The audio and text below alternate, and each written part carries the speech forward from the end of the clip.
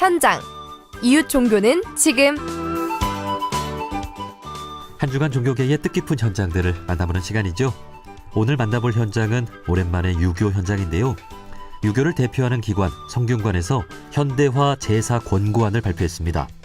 이는 성인 10명 중 6명이 앞으로 제사를 지낼 계획이 없다고 응답한 제례문화 관련 국민인식 조사에 따른 대응 방안인데요.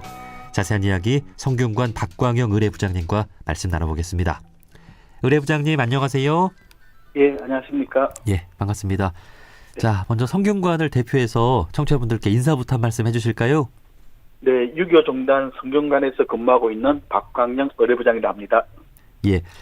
자, 지난해 차례상 간소화 방안을 발표한 데 이어서 최근 현대화 제사 권고안을 발표했는데요.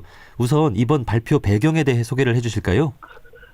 사실 우리가 이제 그 차례라든지 제사는 우리 전통의 어떤 고유한 그 문화인데, 이 부분에서 일반인들이 많이 이제 모르는 부분이 많기 때문에 그런 것을 좀 바로 잡아주기 위해서 지난번에 차례의 의미가 무엇인지, 특히 차례는 명절에 지내는 간단한 어떤 그런 제례라는 것을 우리가 밝히기 위해서 이제 차례 간소화 방안을 말씀을 드렸고, 예. 이번에는 집안에서 지내는 기제사, 그러니까 돌아가신 그 날에 지내는 그 기제사도 많은 분들이 제도 내용을 잘 모르기 때문에 좀 더 이제 의미가 무엇이고, 그리고 어떤 식으로 개선해야 되는지 그런 방안을 갖다가 우리가 그 마련해가지고 이번에 권고안을 저희가 발표하게 되었습니다. 네. 우리 성균관에서는 유교의 정신을 바탕으로 한국의 오랜 전통 문화를 이어가고 있는데요. 그 중에서도 이 차례와 제사는 오랫동안 이어진 한국의 제례 문화라고 할 수 있는 거죠? 그렇죠, 예. 일단 우리가 이 제례 문화는 유교가 이제 우리나라에 들어오면서 비로소 이제 좀 더 이제 보편화되었지만, 그 이전에 이제 조상들을 갖다가 추모하고 하는 그 의식은 우리의 어떤 그 유교를 떠나가지고 우리의 고유한 어떤 그런 풍습으로 보여집니다. 근데 그런 고유 풍습이 고려 말 조선 시대에 유교가 특히 성리학이 이제 보급이 되면서 좀 더 체계적으로 그렇게 이제 정립된 거고, 그러한 전통이 지금까지도 우리가 생활 속에서 이어져 있다, 그렇게 보시면 됩니다. 네. 그러니까 유교가 조선에 들어오기 전부터 제례 문화는 있었지만 유교를 통해서 정립돼 온 거군요.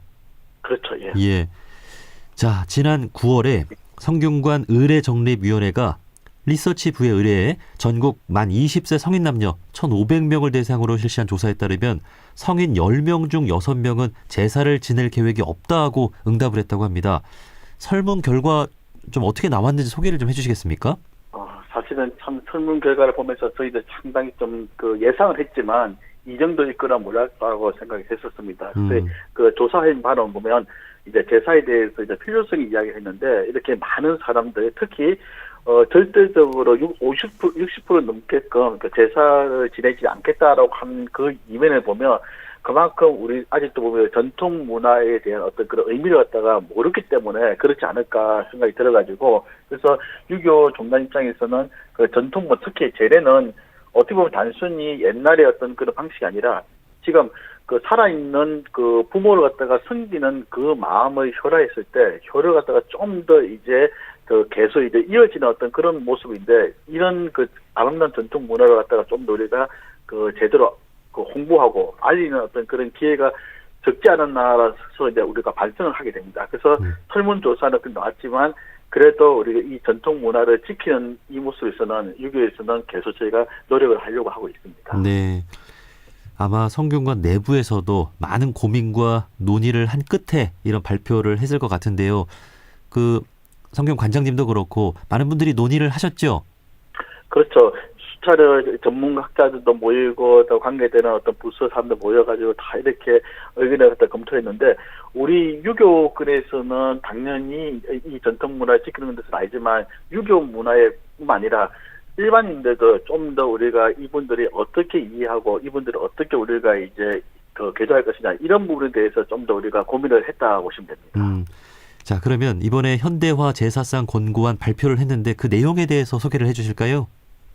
일단은 우리가 제사는 돌아가신 그 날에 지내는 어떤 그 우리가 기제사를 이야기합니다. 그래서 간단하게 보면 많은 어떤 그런 형식도 있지만 그런 형식을 다 떠나가지고 우리가 돌아가신 그 날에 우리가 제사를 지내면서 집안의 형편에 따라 가지고 너무 이제 지나치게 이것저것 허리허리에 빠지지 말고 정말 집안의 형편에 맞춰 가지고 그렇게 이제 형식보다는 조상을 추모하는 그 마음을 갖다가 앞서는 것을 우선해야 된다라고 제가 이제 말씀을 드리고 싶고, 그리고 이제 사가에서 일반적으로 지내는 그 제사는 집안마다의 어떤 그런 고유한 어떤 풍습이라든지 그렇게 쉽게 바꿀 수는 없을 거예요. 그래서 가족들의 그런 논의라든지 그 구성원들의 그 협조를 통해 가지고 조금 이제 개선점을 하게끔 저희가 이끌어가고, 그리고 제사 문화를 지키고 있는 종갓집의 어떤 그런 전통이 있을 겁니다. 그 종갓집의 어떤 그 전통은 어떻게 보면 좀 더 특수하게 뭐 무형문화재라든지 아니면 인류문화유산으로 저희가 한번 할 수 있는 이런 쪽으로 하니까 사가에 기본적으로 하고 있는 제사는 우리가 이제 많은 사람들이 올바르게 지킬 수 있게끔 그렇게 이제 저희가 계도를 갖다가 하고자 합니다. 네. 형식보다는 형편에 맞게 하면 된다. 예. 그리고 이제 돌아가신 분이 좋아하는 음식을 제사상에 올려도 된다. 이런 발표도 있었어요. 네. 예. 이 부분은 어떤 의미일까요?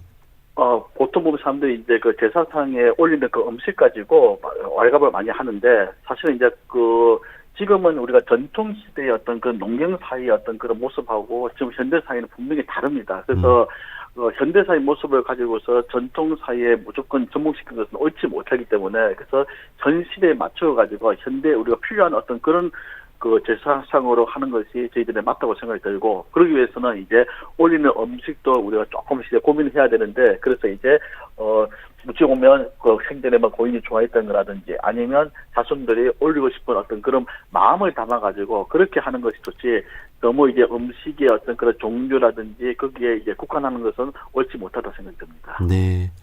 과거와 지금은 우리가 먹는 음식, 좋아하는 음식도 많이 달라졌기 때문에 정성을 다한다는 의미에서 우리 조상님들이 좋아하는 음식을 올려도 된다라고 하는 의미 기억해야 될 것 같습니다.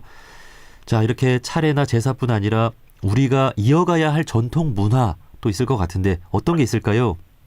일단 아마 우리 전통적으로 내려왔던 어떤 하나의 문화라고 보는데, 예를 들면 우리의 전통 옷인 한복 입기라든지, 예. 그리고 우리가 그 명절이 있지 않습니까? 명절 그러면 흔히 추석이라든지 설만 생각하는데, 한식이라든지 단오라든지 동지 이런 것도 하나의 우리가 전통 어떤 그 명절이기 때문에 우리의 전통 문화를 좀 더 우리가 올바르게 알고, 또 그리고 거기에 대해서 좀 더 우리가 관심을 갖는 것이 더 좋지 않을까 생각이 듭니다. 네. 저도 어렸을 때 한복 입고 한 번도 입어본 기억이 없는 것 같아요. 예. 이 한복 문화, 이렇게 명절에 한 번씩 입는 이런 것들 어떻게 좀 대중성 있게 확산을 시킬 수 있을까요? 일단은 아무래도 다른 나라도 보면 그 고유한 어떤 그런 풍습을 갖다가 지키고 다른 사람에게 자랑을 하지 않습니까? 그러면 우리도 마찬가지로 우리가 한복이라는 것 자체는 우리나라의 복식이니까 우리의 옷을 우리가 직접 입고, 그리고 명절이라든지 아니면 평상시에도 특별한 날 같은 것만 잊지 마시고 한번 그렇게 입고 다니는 그런 모습도 보이는 것도 좋지 않을까 싶은데, 아마 사람들이 이제 불편하다 생각되는데 정말 입기 편한 것이 바로 한복이라고 보시면 되겠습니다. 그래서 네. 한복 입는 것을 어려워하지 마시고 좀 편안하게 그렇게 우리가 생활 속에서도 입고 다니면 우리 전통 문화는 다른 사람이 지키는 게 아니라 우리가 지켜야 되는 거니까 한번 그렇게 직접 내가 한번 한복을 올 명절 특히 설 같은 경우에 먼저 한복을 갖다가 내가 입는 그런 모습도 보이면 어떨까 생각이 듭니다. 네. 각 종교마다 성직자분들은 정복이나 예복 이런 게 있잖아요. 네. 성균관에 근무하시는 우리 의료부장님도 한복 많이 입으시는 것 같은데 맞습니다. 예. 그런 정복이 있습니까, 성균관에? 우리가 정복이라보다도 이제 그 한복 바지하고 저고리하고 두루마기가 한복의 기본 복식이고, 여기다가 우리가 그 의식을 할 때, 뭐 예를 들어 부장이라든지 고위할 때는 이제 머리에 쓰고 있는 모자, 즉 유건이라든지 그다음 도포 이렇게 의관을 갖추게 되는데, 일단 기본 복장은 한복하고 한복 즉 바지와 그 저고리와 두루마기가 우리 어떤 그 기본 복식이다 보시면 됩니다. 여기다가 다른 것을 갖다가 곁들여 가지고 거기에 맞는 의복을 갖추는 겁니다. 그렇군요. 자, 시대가 많이 변해가고 있습니다.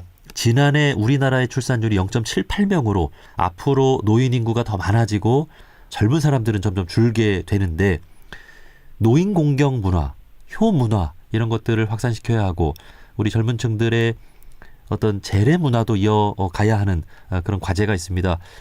또 그에 따른 유교 정신을 함양하는 문제까지요. 예, 성균관에서 좀 어떤 계획이 있을까요? 사실 이거는 우리가 성균관뿐만 아니라 모든 종단에서 함께 우리가 고민해야 될 어떤 그런 문제라고 생각이 듭니다.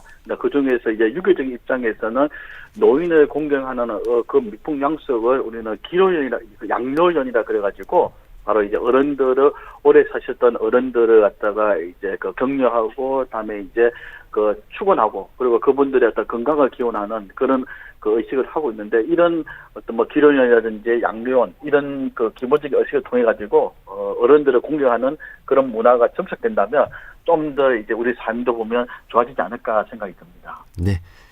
자, 여기까지 말씀 듣겠습니다. 성균관 박광영 의례부장님이었습니다. 의례부장님 오늘 말씀 고맙습니다. 네, 감사합니다.